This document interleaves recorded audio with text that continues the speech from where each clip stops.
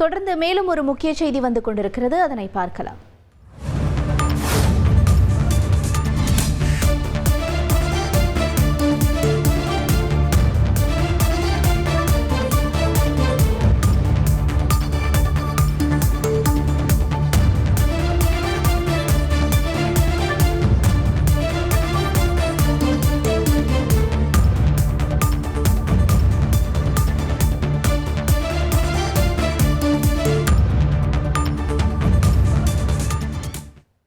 நெல்லை மாவட்ட காவல் கண்காணிப்பாளர் அலுவலகத்தில் நடிகர் நெப்போலியன் புகார் தெரிவித்திருக்கிறார்.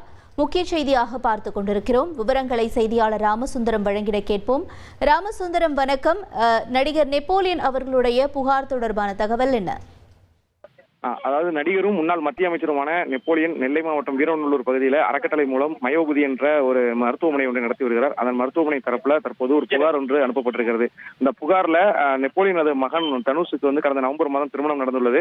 அந்த திருமணம் நடந்த பின்னரிலிருந்து தனுஷ் மற்றும் அவரது மனைவி தொடர்பாக சமூக வலைதளங்கள்ல பல்வேறு அவதூறு கருத்துக்கள் பரப்பும் வகையிலும் அவரை பல்வேறு தவறான தகவல்களை சித்தரிக்கும் வகையிலும் பல்வேறு கருத்துக்கள் பதிவிட்டு பொருட்படுவது மனவேதனை அளிப்பதாகவும், இந்த விவகாரம் தொடர்பாக காவல்துறை தரப்புல உரிய நடவடிக்கை எடுக்க வேண்டும், தவறான தகவல்களை செய்தியாக பரப்புவோர் மீது நடவடிக்கை எடுக்க வேண்டும் என்ற குறிப்பிட்டு இந்த புகார் மனுவானது தற்போது கொடுக்கப்பட்டிருக்கிறது.